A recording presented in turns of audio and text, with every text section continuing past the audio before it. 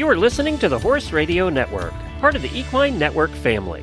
What a beautiful day for horses in the morning.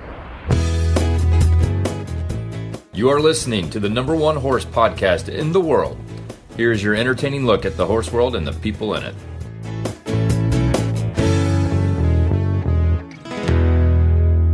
Good morning. I'm Ashley Winch in Albuquerque, New Mexico, and you're listening to Horses in the Morning on the Horse Radio Network for Friday, December 27th, episode 3593 by Kentucky Performance Products. Good morning, Horse World. Get ready for another special holiday mashup episode of Horses in the Morning. We're taking a look back at some of our favorite interviews from 2024.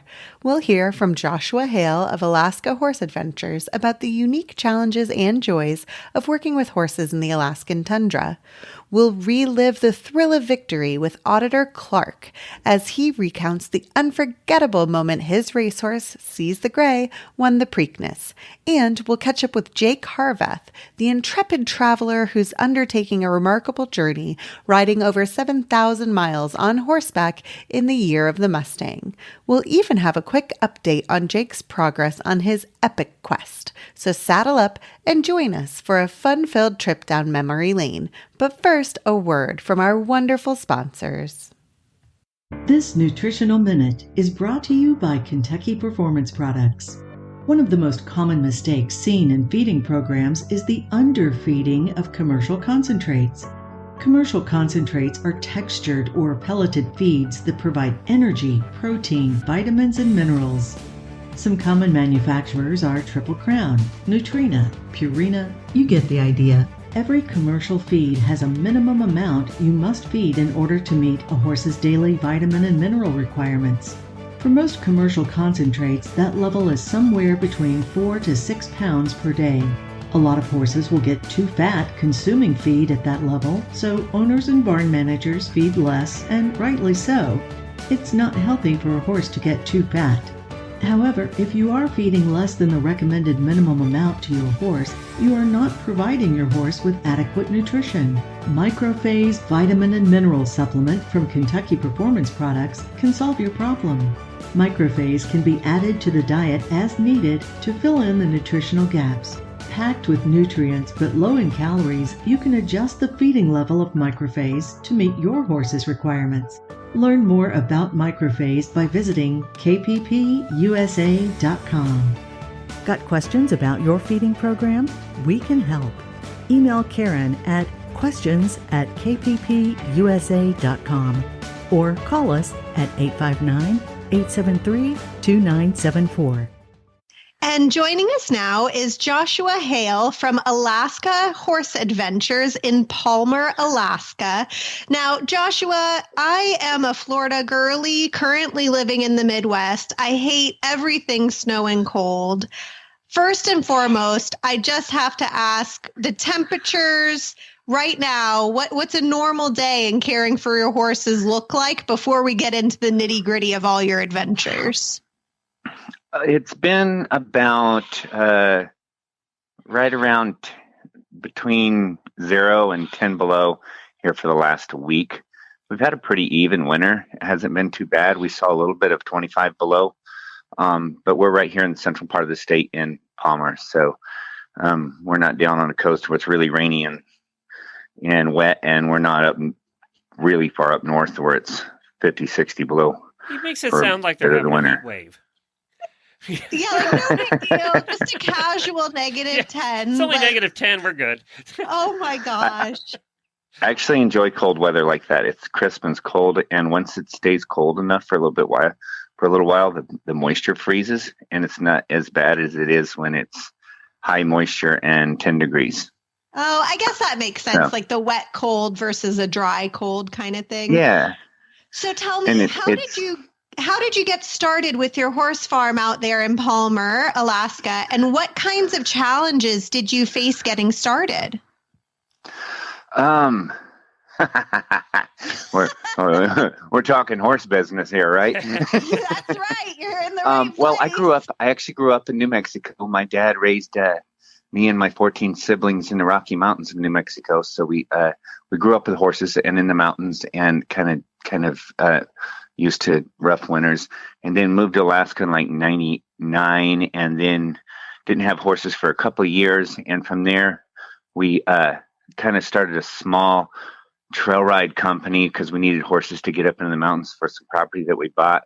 And we started a small trail ride company in McCarthy, Alaska, where we did tours there.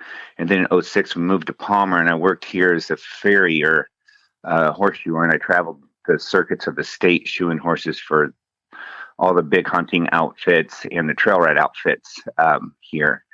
And then was working for an outfit shoeing their group of horses in Anchorage. And then he kept talking about getting out of it. So I ended up kind of buying him out, sort of a deal, taking over that business in Anchorage of 2011. And then faced a lot of challenges doing it. Even though it's Alaska, Anchorage is not always that friendly to horse activities and renting trails and where to keep horses and city ordinances and all that stuff. So we ended up moving it out towards Palmer here, where I live. Almost closed the business in 2014 due to just the challenges of where the other company was operating, and it just wasn't working for me the way I wanted to run the company. And actually, I was planning to close the company in 2014, and the phone kept ringing, and so I had like 15 horses, a truck, and a trailer that was paid off, and I started meeting my clients at the river to meet them to do the trail rides. I just explained to them that we weren't doing them in a regular location anymore. We're doing them another one. So I had an actually really busy year that year. It was just me and 15 horses and a truck and a trailer. And it went good. Everybody called, and I would ask them for the credit card information. I never wrote a single credit card number down because they just thought I had it, so they would show up. And it ended up being one of my most profitable years because I didn't have any employment. I didn't have a ton of overhead. And then from there, we leased a piece of property. A ton of work dealing with all those horses, loading them up yourself, doing everything. Yeah, it was just, I don't know, I had a good little system going. I did 6 days a week, and didn't have time to spend money, just enough time to buy some hay and saddle horses. That was it. That'll keep your costs down. So yeah, and then from there we leased some property, and then the people that I was leasing from approached me one day and wanted to know if I wanted to buy 13 acres that they had for sale. And so we ended up doing that, and that property gets us access to the backside of the Knik River Valley, which is a really, really, really cool valley. It's got sandy beaches along the river. You can see the glacier in the back of the canyon. We're right up next to Pioneer Peak. And then there's a whole other portion of the valley that's got a bunch of swamp lakes, which we do some water tours, horseback water tour combined situations. So, I mean, challenges are ongoing, everlasting with a business like this in Alaska. But say the biggest challenge I face is the off season, about 6 months of the year, just trying to keep the company, with income. We're up to like 68 horses right now. Wow. 2 full-time employees. Do you do any tours in the winter? Yeah, we do sleigh rides. Oh, cool. And we do trail rides. We actually have quite a large, I wouldn't say it's a large number, but we do 2 or 3 horseback rides a week, maybe. They're just local people, want to get out and do something. Yeah. Yeah. Yeah. So that's so cool. So I know on your site, and you've mentioned you have your trail rides, winter trail rides, kayaking, sleigh rides.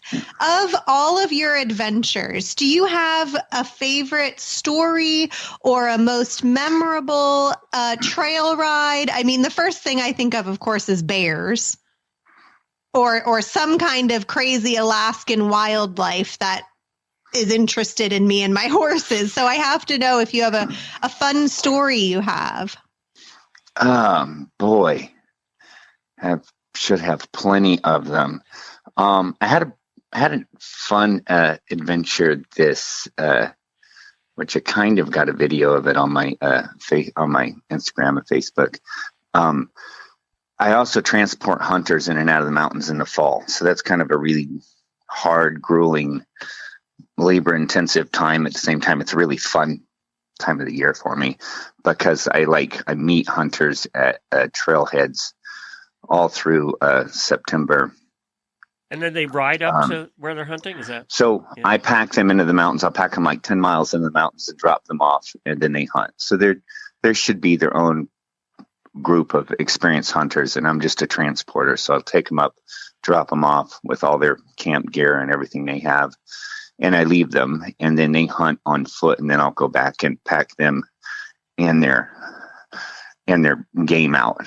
Mostly it's moose, mostly just residents, subsistently hunting. A lot of it's draw hunt areas and areas where you're not allowed to use airplanes, or you can't get airplanes to get into and stuff like that. So they need horses to get up into these canyons. And so I do a lot of that. And so sometimes I'll have a trip every single day for like 20 days. And so it gets pretty intense on that. I bought a semi truck this year and a big trailer that gives me and the horses space to get back to the trailer, have food and water and a place to sleep and comfortable place to spend the night. So I'm not actually doing so much traveling back to the ranch and stuff like that. So that made this year a bit easier. But this year I went into this one valley, and there's this really bad creek that is washed. It got washed out. It's not a very big creek. It's not that much water, but it just cut way down into the rocks from all the rain that we had. And so you got to go down this little shale kind of rocky turn, getting down into the water where we get up the other side. Getting down in there is fine. It kind of slide down through there. I think I had a string of like 12 mules. Because he is primarily just mules for my packing. And got to the hunters, got them loaded up, and went out to where their meat was hanging to pick it up. And I hear some commotion, and out of the brush comes this brown bear just coming, splitting right at the mules. And I was just like, okay, he's going to bluff charge and stop. Then he gets to some brush, and then he just jumps around that brush. So I have a bigger rifle that I use for I've never used it actually, but I was getting it out in case something like that happened. So I kind of abandoned that one, getting it out of the scabbard because I have time, and I pulled my pistol out, and I put a shot towards him, and he decided to go ahead and run on down the mountain. But he was within, I think, probably 20 yards of us. So if closer. You wouldn't have had that, he would have gotten something. Wow. Yeah, he was. He was determined. He was coming at a string of 12 mules and 3 guys. Oh.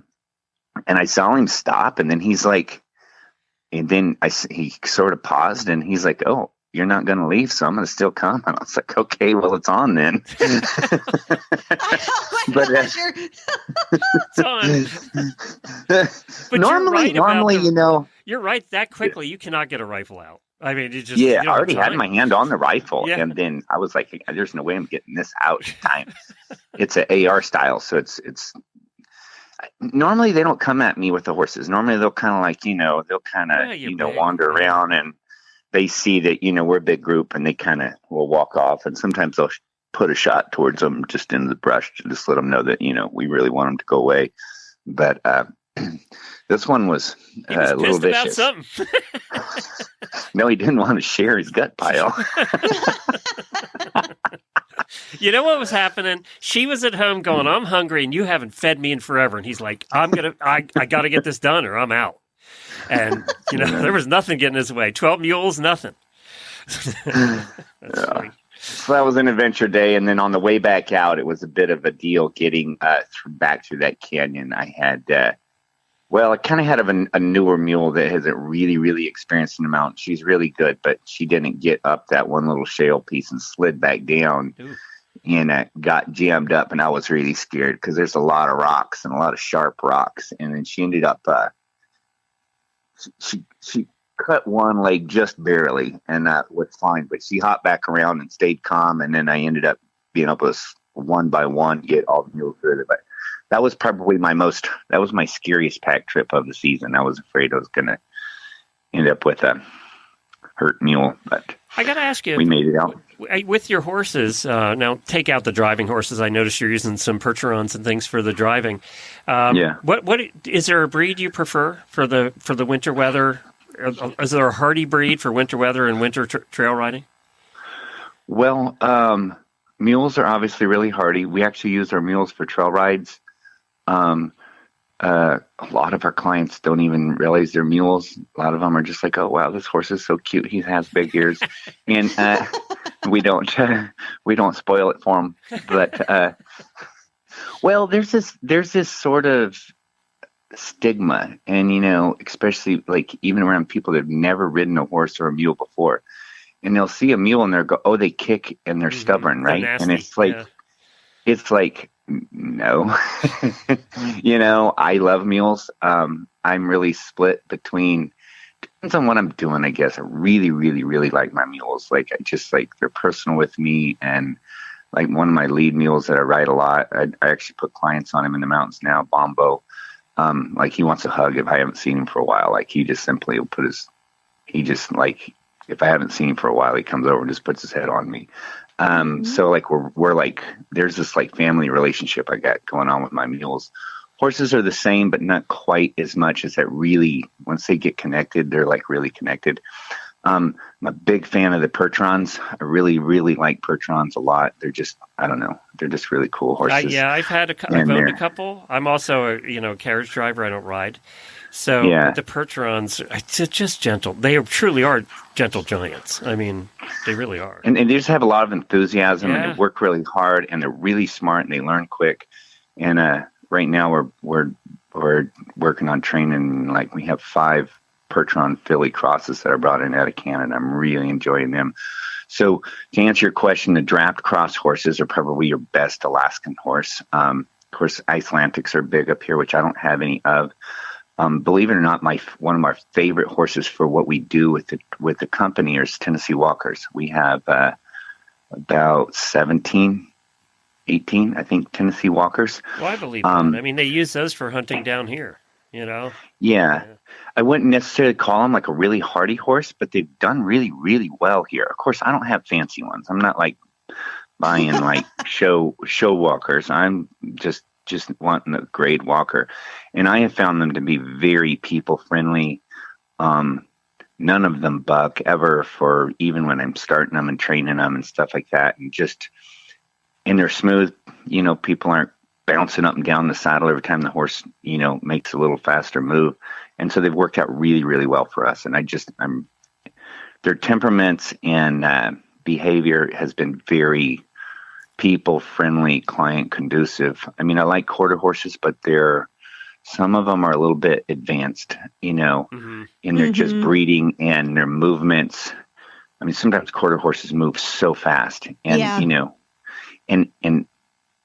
and it's good. That's why we breed them. That's why we like them. But for what I do, sometimes that ability to move that quick, in an instant would just put a client right off to the side if they jump a little bit or something. But that's pretty much our. We have time for one more question. I want to ask you about winter care for your horses. Do you just feed them more? Do you, is there anything special you do? Obviously everywhere. I mean, right now, a lot of states in the United States are colder than you are. What do you do? What do you do to take care of them?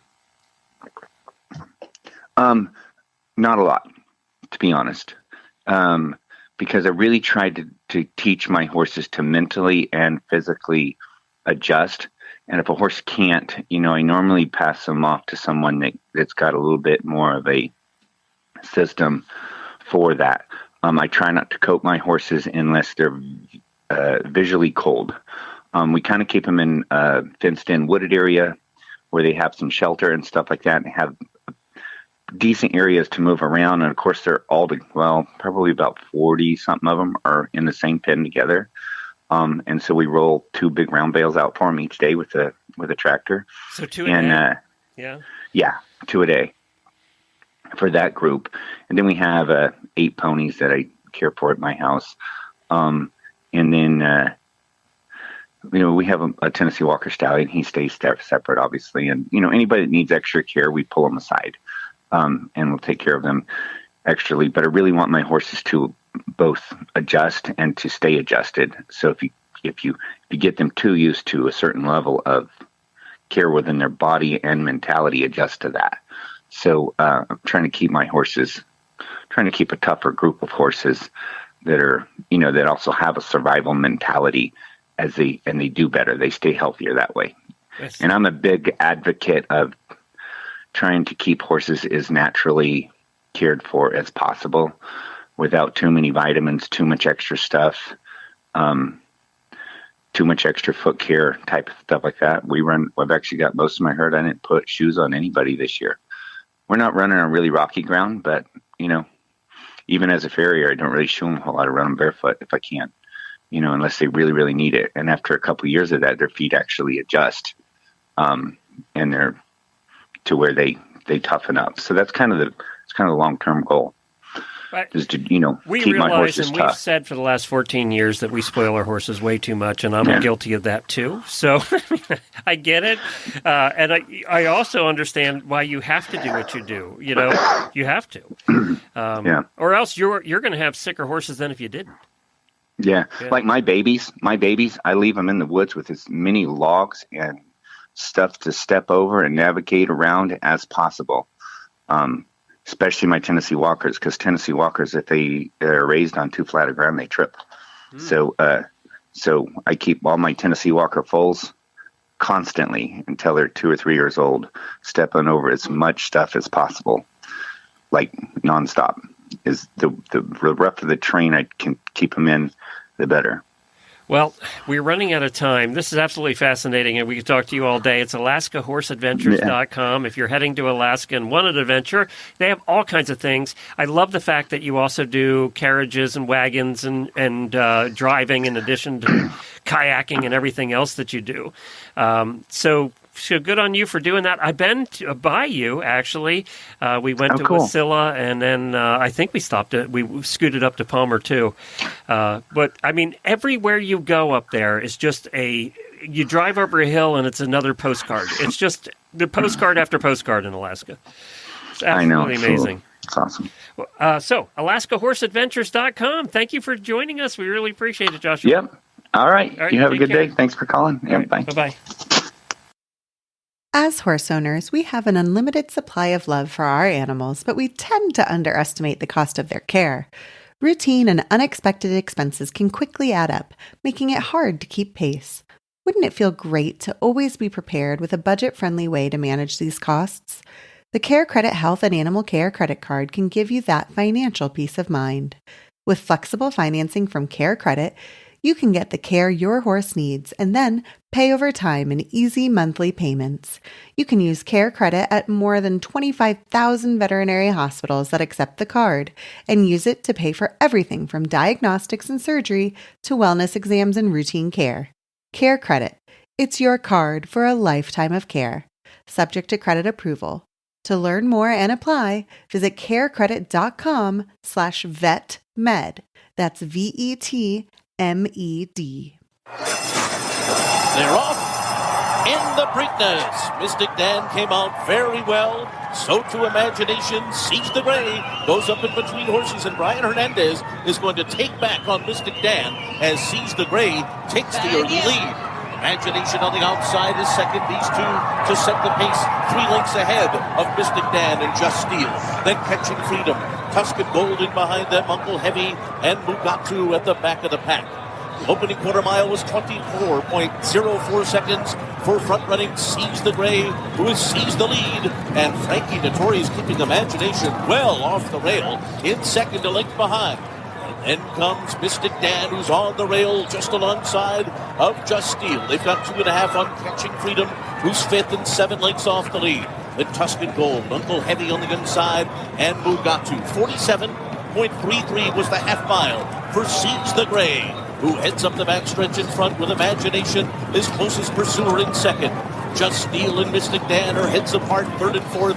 Catching Freedom is well held, fifth in behind them with 5 lengths to make up at the half-mile pole. Tuscan Gold is next.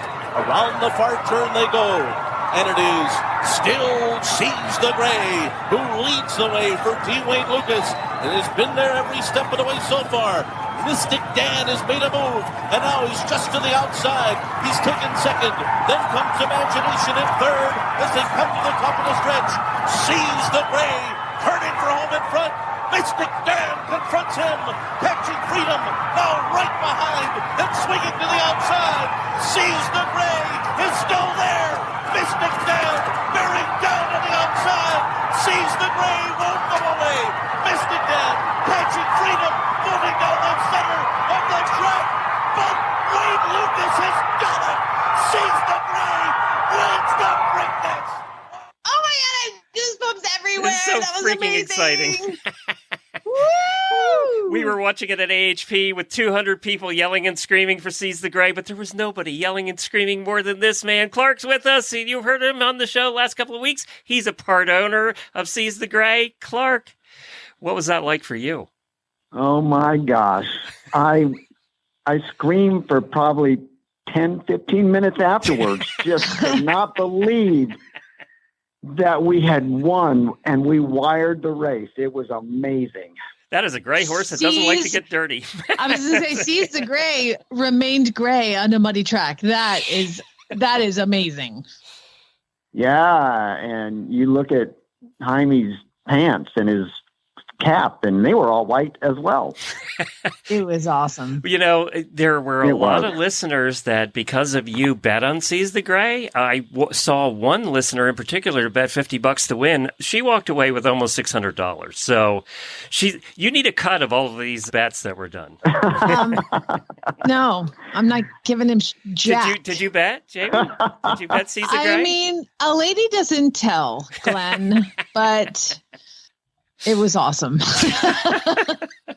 I sure wish I had, because Seize the Gray won, and then it was Mystic Dan and Catching Freedom, which was my exact trifecta in that order. Oh, man. It doesn't matter if you don't bet it, Glenn. Why didn't you bet that? And I would like to point out that on Friday, I picked Mystic Dan so Seize the Gray would win. And so you're welcome, Clark. You owe me some money. That was one of my thoughts. My God. Jamie's jinx, man. It worked. It works. Well, thank you, Jamie. There's a lot of listeners thanking you right now for that. Clark, this is very exciting. Did you find out what your very large payout's going to be yet? Yeah. What was it? So it was 146. Really? $1,000. Congratulations. Oh, man. Well, this is the most money I've won on, owning a horse. And as I calculated it up, I actually paid for the Horse Racing Network horse out of Seize the Gray as well. So there you go. Now you own two horses with the winnings. Yes. Well, that's great. That's what we do, Glenn. We get extra money. We buy more horses. That is just the way that it is. You never really get ahead. I got to say, though, Clark, you've really gotten everybody excited. So when you were on last week, we decided, we need to buy into a horse. And then, of course, Jamie was first. She went to myracehorse.com and picked a horse, and you picked Caldera, who also was a D. Wayne Lucas horse, ironically. Yeah. And then I did it because I want to be part of this too. And then about 50 or 60 auditors did. By the way, I didn't ask Jennifer. I just told her after. And then about 50 or 60 auditors did too. You started something here, Clark. Well, hey, it's going to be a fun ride. We'll get updates and see how this horse progresses. So it's a lot of fun. Let me do the mandatory Equine Network disclaimer. We are not responsible if you lose your money. You probably will lose your money, and this is a very unofficial. This is not an official Horses in the Morning recommendation. But if you also want to be part of it, I would go over soon, because they made the announcement that Seize the Gray was a myracehorse.com horse, and apparently the website crashed. So I don't know if there's a whole lot of Calderas left, but if you want to head over there today, you could probably still get in. I just checked, and it was still open. It's $81 or something, right? Yeah. I would like to tell you that because of D. Wayne Lucas, my racehorse, my family, they were like, "Oh, is this the one you guys own?" Because I told everybody, I'm like, "We bought a racehorse," and I was like, "No, mine is still 2 years old. He hasn't started yet. Mine, like it's mine. No, mine hasn't gone off yet." I was like, "You guys, there's still shares available." And my father-in-law, Right. No, thank you. I hate losing money pointlessly, even more than winning a bet. And I was like, bitch, you own timeshares. What are you talking about? Unbelievable. I'm like, I have done dumber stuff with $81, and that was an encouraging thing for a lot of people. I did hear from that. Now, I would like to point out Caldera was in the 2-year-old in training sales. I've done a little deep dive, and then is now on a break because that is a lot of work for a horse. And I think I've read he had some chips removed from his ankles. So he is going to be all good to go, and we'll start back in training probably at the end of the summer. So, and look, worst case, he fails miserably and Jamie gets him for retraining. I mean, worst case, right? Yeah, I've had a lot of people message me that it's not fair and that I'm terrible. And so I don't know. I don't know if it's going to happen to me because there's people that are going to cut me if I get it. Well, Clark, you've made this all very exciting for us. I'm going to start a Facebook page today for everybody that did buy in, so we have our own place, and I'll make that announcement. But if you're not an auditor and you want to do this, I'll put the link to this particular myracehorse.com horse in the show notes today. So if you, again, we're not responsible. You're going to lose your money. Just plan on that. All right. I mean, Clark didn't. He's made $146,000, you guys. So it's amazing. See, that's why Lady Never Tells. Yeah. Now, I would like to, if you don't see the link or whatever, it's just go to myracehorse.com and then click buy. And there's only 2 horses that are currently horses that are offered. There's the Caldera and then there's a New York bred bundle. But, you know. I knew Kentucky. And I will say, for you people that hate horse racing, we're not going to beat this to death. So we will. We are beating it to death. I am going to beat this to death. It's going to be awesome. Clark, congratulations. Well, you know, we were all very excited for you. We were all very excited. Oh my God, it's awesome. Tell me real quick, what was it about Seize the Gray that you saw in him? Because I remember when we had looked at this before and he was being offered, there was like 10 different horses that were being offered. Why did you choose him? I chose him because his sire was Arrogate, and this is the last crop. But Arrogate was a monster horse and just won a ton of money. And then he's also trained by Dwayne Lucas. So I thought, man, it's hard to beat that combination. And so that's why I jumped in. Look at you. See, I picked Caldera because he's the only one. And he's gray. He's cute.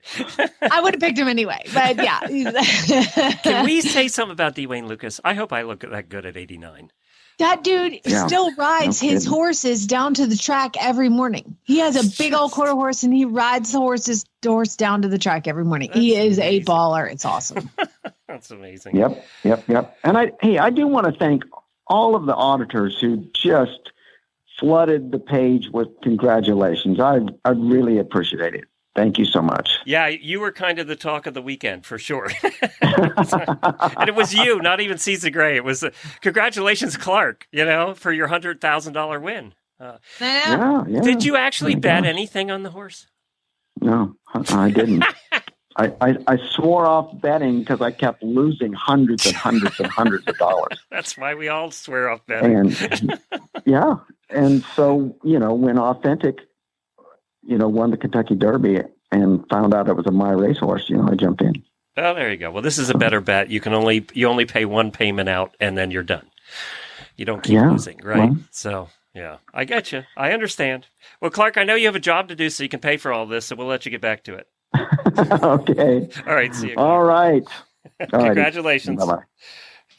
You wouldn't let just anyone ride your horse. Would you let just any online pharmacy handle their prescription medications? You can put your trust in veterinarian-founded Valley Vet Supply, your source since 1985. Based in the heart of the Midwest, the valleyvet.com pharmacy is your trusted source for safe, affordable, and accurate prescription medications for your horses, livestock, and pets.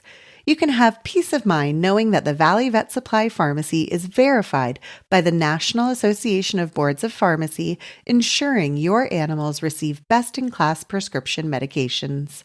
From common health conditions to sudden emergencies, Valley Vet Supply carries the prescription medications your horse needs at the best prices. Equestrians love shopping at valleyvet.com because it's their one-stop shop for their horses' needs. You too can simplify your shopping experience at valleyvet.com. Enjoy fast and free shipping on most orders today at valleyvet.com. Now, before we jump into this next segment about Jake Harvath and the year of the Mustang, I wanted to give you guys a little update. So during the time of this recording, which is, I'll be honest with you, early December, because your girl is going to be enjoying her holidays too, I will be on vacation during the time this episode airs. Jake and his horses have traveled over 3,000 plus miles of their goal, and we're in Wyoming, actually embarking on the Oregon Trail. At this time, Jake has been on the trail for over 420 days, which makes my butt hurt just thinking about it. Enjoy this interview. Jake, it's so good to talk to you. About 100 of our listeners wanted to have you on, so I'm glad you took time out to chat with us. Absolutely. Thanks for having me. So are you on your way back now? Have you done the one leg and on the way back? Yeah, we've gone about 3,400 miles, and that took us through 16 states. We hit the Atlantic Ocean about 3 weeks ago, and in New Jersey, and now we're headed back home towards Utah. Now, are you doing a different route back than you did on the way out? That's correct. Yep, we're taking a more northern route back. It's a little more direct, and yeah, that's cooler. Probably cooler. Yeah. Yeah, better than being in the South where we were in the winter. Yeah, it's funny because you've had some weather on this trip, for all kinds of weather. Oh, yeah. Yep, everything you can imagine. Yeah. Did you, the one that would scare me the most, we've talked about it before because my regular co-host on the show lives in Norman, Oklahoma, home of the tornado, right? Right. Thunderstorms, they's got to be the worst. Yeah, absolutely. You do kind of watch yourself, especially when you got things like lightning and if you feel like you got to get it off, then do it for your safety. But I'm to appreciate the rain, especially this time of year. So if it's going to rain on me, I'll take it. It cools us off. And your cell's going in and out a little bit. You must be in rural Pennsylvania. Yeah, sorry. Let's see. No, don't be sorry. It's not your fault. So you're on your way back. When do you hope to get to? What's the goal to reach home again? So the goal is to reach back home by the beginning of November. Okay, and judging by your way out, that should be doable, right? Yeah, absolutely. We're on track for it, and we've made the adjustments necessary to the trip to be able to make it back in time. That really is the goal, to just get back before winter hits and not spend another winter on the road, and while still accomplishing our goal of doing the furthest trip done within a year's time. Now you're with two horses right now. Tell us about the horses and how they're doing. So they're doing really well. I got my two geldings, Denver and Eddie, and they're 7 and 13. And they're in pretty good shape. They just had a long rest in New Jersey for a little while. And we're doing all right. We're just trying to keep cool out here and try and make it out to some flatter country. Right now we're crossing the Appalachians, and hopefully we'll be out of these in the next month. And they're doing really good though. They're toughing it out. We always worry about feet, obviously, on trips like this, but you're a farrier, right? Aren't you a farrier? That's right. Yeah. So, you know a lot about feet. How are their feet doing? I know Mustangs have tough feet to begin with, but.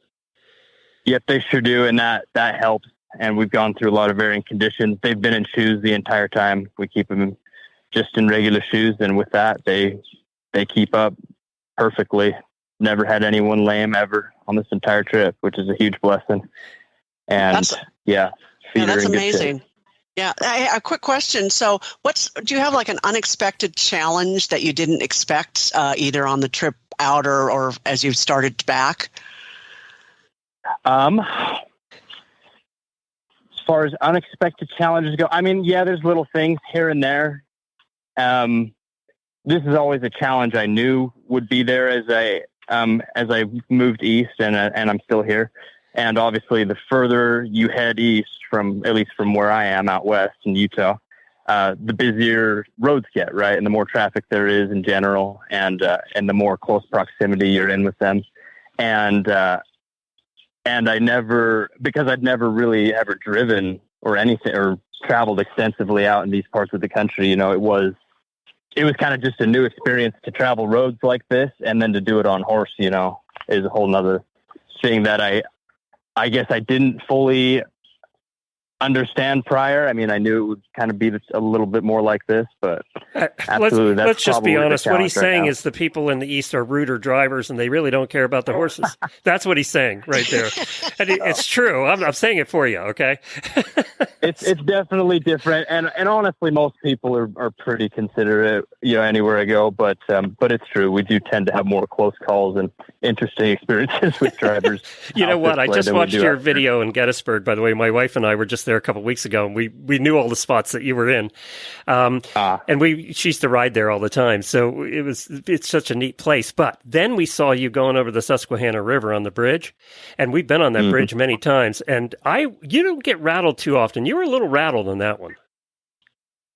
Yeah, I mean, it's a long bridge, and you're right there with the traffic pretty close. I have people on the sidewalk that I'm on at the same time coming over with bikes. And so, you just keep your head up. But yeah, definitely something that was a little more on edge, I guess, just because of how long of a bridge it was, Yeah, you're so damn laid back. When I saw your reaction to that bridge, I was like, okay, well, that one got him a little.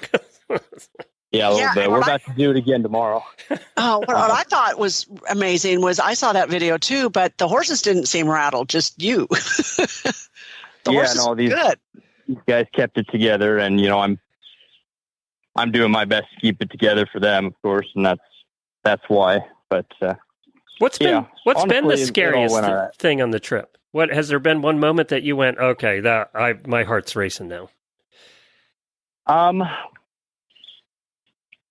I mean, I've had, here and there, I've had close calls with cars and trucks, horses are horses, they have their moments, right? Someone just goofed around at the wrong time and a car was a little close. And, so I'd say some of those, but we've never had anything happen. Thank goodness. Maybe that. And then, I don't know, we've had times just out in the very beginning, when you're just like starting a new job, you make mistakes. And back home in Utah, when I was still kind of figuring myself out, my horses were still adjusting to this life.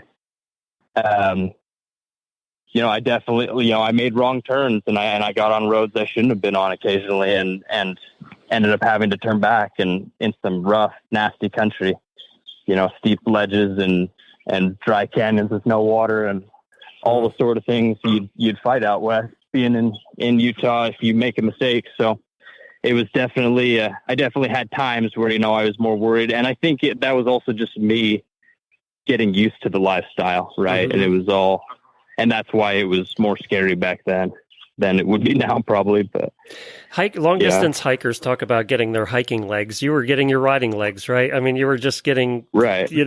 And we always say it takes about 3 weeks to get used to anything. Exactly. And after about 3 weeks, you're kind of used to it. Now, let's talk about everybody. We've been doing the show for almost 15 years, and we've covered a lot of people that have done across the country. I don't know anybody that's done it back, and have done long distance rides all over the world. And we always ask them this question. We get the same answer. We always ask them, what was the thing that surprised you the most, or what was the thing that you took heart the most? And the answer is always the people. And I'm assuming the people is your answer too. It's it's definitely probably the thing I expected the least about this trip. What surprised me the most, was how many people would be interested in supporting us and coming out and helping out. And it's become an inspiring part of the story for sure. And, I've watched some of the Facebook posts where you just stayed at a place. By the way, a couple of those people have been on our show as guests, and we've asked them how you were doing. But they've been on, and then the Facebook the word goes out, and you find your next place and your next place. And it's like this chain of horse people. Sorry, I lost you that time. It's just been on Facebook. I've noticed that the chain of posts, he's coming this way, who can put him up? He's coming this way, who can put him up? And you've just had a whole line of those. Right. Yeah, it's been really cool. And, being a YouTuber and in social media, I've got a big advantage with that, getting the word out there for sure. But people have, on their own part, without me, have taken it and run with it. And I've gotten so much help just through those means.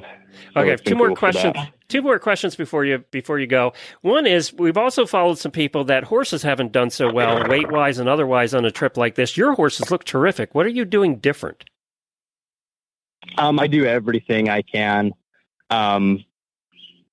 rest-wise, right, and timing my rides and how many I do in a week, and we typically do, 5 days a week on average, but timing it so that it benefits them the best, and then also getting them to the very best quality feed I can. But at the end of the day, it really is these guys, right? It is Mustangs. These guys are just bred for this lifestyle by Mother Nature, and I can't really see myself doing this with many other breeds of horses. Period. It's just too hard a lifestyle, and the way these guys handle it is really phenomenal as far as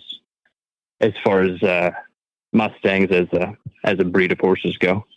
Okay, the other question is, you have to have monkey butt powder or something along, because I don't know how you're sitting in that saddle for 7,000 miles and still being able to sit down anywhere else. Let me tell you.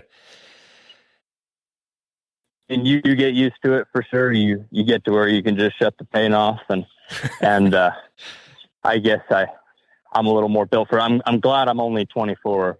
Honestly, doing this and not any older. But, it's definitely not easy on the body, but you get off, you stretch once in a while, walk here and there, and that generally takes care of it for me. Well, you be careful on that bridge, go across the Susquehanna again on your way back, and we'll be following you. And hopefully we can catch up in a month or two, and we'll get an update. Absolutely, yeah. Hope you do. And the website is so people can go and support you? So if they want to support us, they can go to Year the Mustang and donate at yearthemustang.com. And then the videos are all under Jake Harvath on YouTube. And go watch the videos. I was just saying earlier to Lisa that you're very engaging and you're fun to watch. Do you do your own editing, or I don't even know how you have time to do that? I don't. No, I'm lucky that I've got my brother Logan Harvath, who's fantastic at it, and he's running and managing all the platforms in that. Logan does a great job. They're well done. Very well done. Yeah, very well done. Yeah. I'll let him know. Yeah, tell him he's done a great job. And Jake, keep riding. Yeah, stay safe. Thank you so much. All right. Appreciate it. Take care, Jake. There he goes, through Pennsylvania on his way back. What a cool guy. And he's so laid back. Oh, my goodness. Yes. Yeah, I mean, nothing seems to face him except that bridge video. Yeah. And I know that bridge. I've driven that bridge about 100 times. And I can't imagine even taking my bike across it.